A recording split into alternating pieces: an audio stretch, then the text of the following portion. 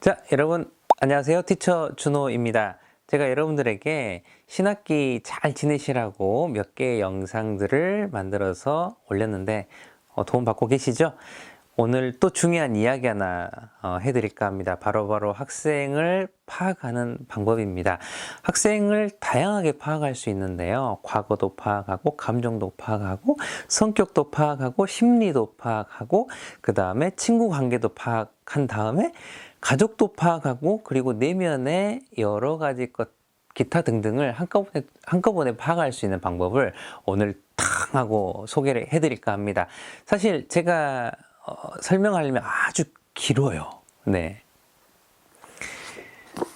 이렇게 6학년 담임해도 괜찮아의 한 장으로 만들어져 있는데 이 많은 부분들이 각각의 기술과 기법에 대해서 또 한 챕터씩 제가 만들어 놨고요. 그리고 고학년 학급 운영이라는 원격 연수로 티처빌에 만들어져 있는데 오늘은 아주 짧게 스피드하게 그냥 이야기해 드릴까 합니다.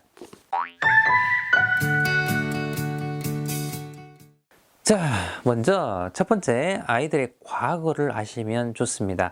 태어나서 응형의 그 순간부터 여러 가지 일들이 학생을 조각하거든요.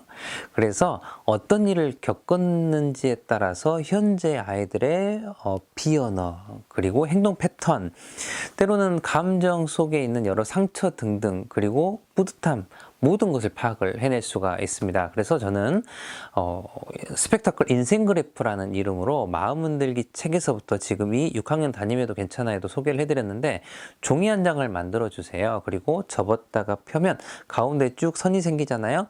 태어났을 때부터, 그리고 지금 현재 선생님 만나는 이 시점까지 좋으면 좋았던 만큼 위쪽으로, 힘들었던 사건은 아래쪽으로, 더 아래쪽으로 점을 찍고 한두 줄 정도의 설명을 쓰는 거예요. 그리고 점들을 연결하면 이렇게 인생 그래프가 만들어집니다. 이거 인생 그래프 정말 학생들을 파악하는데 꽤 도움이 됩니다. 이거 꼭 해보시고요. 두 번째, 학생들의 감정을 파악해 보시는 것도 좋습니다. 교실 속에 똑같은 사건을 경험을 하는데 누군가는 화를 내고, 누군가는 슬퍼하고, 누군가는 좌절하거나, 누군가는 막 탓하는 등 각자가 사용하는 감정들이 좀 달라요. 이게 그냥 다른 게 아니라 또 여러 가지 사건들이 나를 그 감정을 쓰도록 만들기도 하고, 그리고 내가 또 상처받지 않도록 이 안에 있는 감정이 또 지키기도 하는 여러 가지 복잡한 스토리가 있어서 학생들이 주로 어떤 감정을 만나는지, 그리고 그 감정 뒤에는 뭐가 있는지를 파악해 보시는 건 매우 의미가 있습니다. 역시 종이 한 장을 준비하시고요. 가운데 자기 이름을 쓰는 거예요. 그리고 주로 쓰는 감정, 좀 긍정적인 것, 부정적인 것 한 2개 정도씩 골라보세요. 그리고 이 감정과 관련된 사람이나 그리고 장소를 쓰도록 합니다. 그리고 나서 여러 가지 사건들을 쓰도록 하면 이 종이 한 장 안에 이 아이의 인생이 다 담겨져 있어요. 거의 현재에 관련된 부분.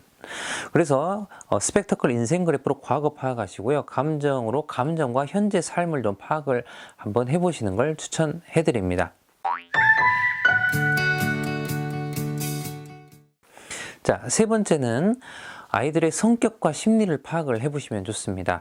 여러 가지 검사가 있겠지만 상담학회와 심리검사학회에서 인증하는 단 하나의 검사가 있어요. 안타깝지만 유료예요. 근데 유료만큼 아주 고급스러운 결과를 이제 받을 수가 있어서 저도 매년마다 하고 있는데요. 림스 연구소에서 만든 LCSI 검사입니다. 청소년용 검사를 한번 해보시는 것도 좋습니다. 성격이라고 하는 게 크게 2개로 좀 나뉘어져 있어요. 뭐랄까요? 학교에서는 이렇게 학생들을 이렇게 틀 안에 넣으면 좀 이해가 되겠죠. 그래서 교육적으로 유형을 좀 파악하기 위한 유형론 검사를 사용을 하게 되는데, MBTI나 애니어그램 이 대표적인 검사입니다. 하지만 이 검사는 상담센터나 심리치료 현장에서 사용하지는 않아요. 말 그대로 사람을 이 틀 안에 넣잖아요. 자, 그러면 특성론 검사라고 해서 이 사람이 이런 결과가 과연 지금 힘든 상태인지 그리고 행복한 상태인지를 파악하라는 게 바로 이 특성론 검사인데, 대표적인 게 MMPI 2입니다. 근데 학생들을 대상으로 이거 하기가 참 쉽지 않잖아요. 근데 이 림스 연구소에서 나온 LCSI 검사는 이 유형론과 특성론이 다 들어있어요. 그래서 아이들의 기질을 먼저 파악할 수가 있습니다. 외향형인지 내향형인지 그리고 사고 목적형인지 그리고 감정형인지 그리고 각각에 대해서 발표는 어떻게 하는지 그리고 칭찬은 어떻게 하는지 등등에 대한 소스가 있으면서 이 아이의 심리적인 상태를 알 수가 있어요. 공격성은 또 얼마나 되는지 소심성은 또 어떻게 되는지 그리고 자신감은 또 어떻게 되는지 그리고 온순함은 어떻게 되는지 등등 다양한 자료를 얻을 수가 있습니다. 여기에 학습적인 부분도 조금 더 필요하다라고 생각되면 학습 검사를 해보시면 이 친구는 어떤 부분에 대해서 공부를 좀 잘 해 나갈 거고 지금 어떤 일 때문에 공부를 좀 힘들어하는지까지 좀 파악이 됩니다. 이거 정말 강추해 드립니다.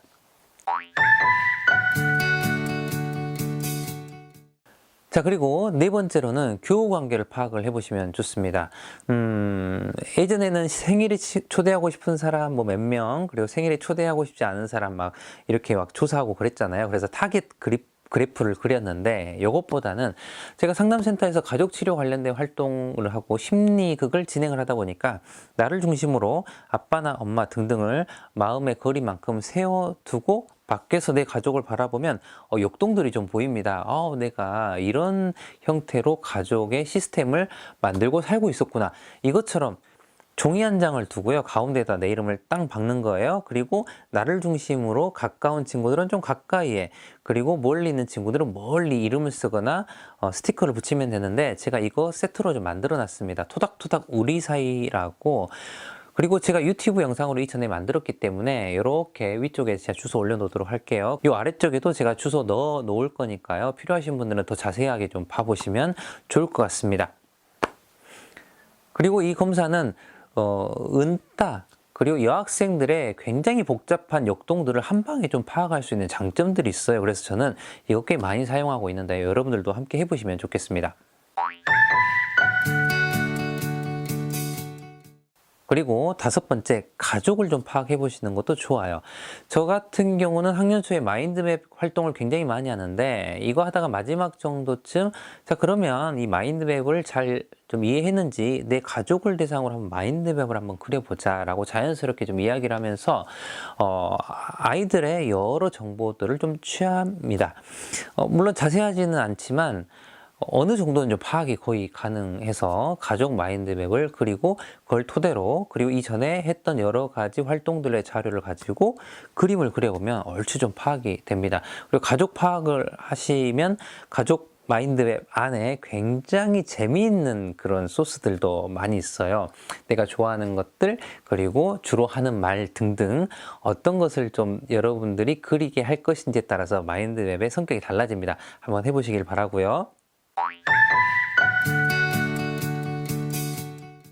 그리고 자 마지막으로 기타 등등 파악할 수 있는 방법이 좀 두 가지가 있는데 청소년용 문장 완성 검사가 있어요. 아빠는 하고 빈칸이 있어요. 그럼 이 빈칸 안에 무엇을 쓰냐에 따라서 느낌이 좀 달라지겠죠.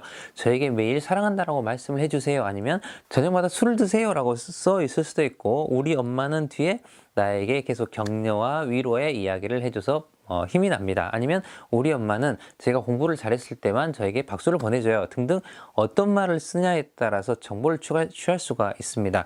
그런데 이걸 그대로 검사로 하면 좀 아이들이 좀 힘들어할 수 있잖아요. 그래서 제가 놀이로 만들었어요. 바로 이 전 영상에 제가 나는요 라는 놀이를 소개해드렸는데 그거 이용해서 한번 해보시면 좋을 것 같습니다. 그것도 이 아래에 제가 주소를 유튜브 설명에 넣어 놓도록 하겠습니다.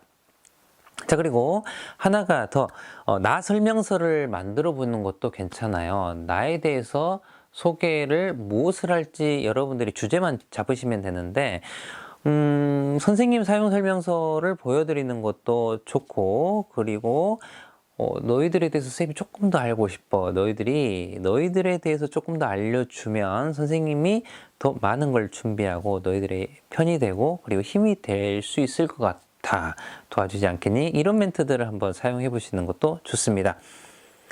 자, 제가 지금까지 여러 학생을 파악하는 방법을 알려드렸는데요. 이 중에 몇 개만 또 해보시고 그리고 발전해서 또 여러분들이 응용해서 해보시기를 바랍니다. 학생을 파악하게 되면 무엇보다도 내가 내 마음대로 운영하게 되는 게 아니라 조금 더 맞춤형으로 학급을 운영할 수도 있고, 그리고 교육과정도 재구성할 수가 있습니다. 무엇보다 교실에서 일어날 수 있는 여러 가지 사건이나 상처가 될 만한 일들을 내가 조금 더 준비할 수 있고, 생기더라도 아이들이 좀 파악이 되고 이해가 되니까 이럴 수도 있겠다라고 큰 마음으로 좀 바라볼 수가 있기 때문에 학생 파악을 조금 더 구체적으로 좀 시기를 좀 잡으시고 하시기를 좀 바라고요. 무엇보다 이런 자료들은 학부모님 앞에 이렇게 내놓으시지 마시고, 그리고 학생들이 보는 곳에 두지 마시고 비밀서에 함께 하시면 좋습니다. 그리고 학생들을 파악하는 용도로만 사용하시길 바라면서, 자, 이 영상도 여러분들에게 큰 도움이 되면 좋겠습니다. 아무쪼록 여러분들의 교실과 여러분들의 교사 삶 모든 것을 응원하겠습니다. 여러분들 안녕히 계세요.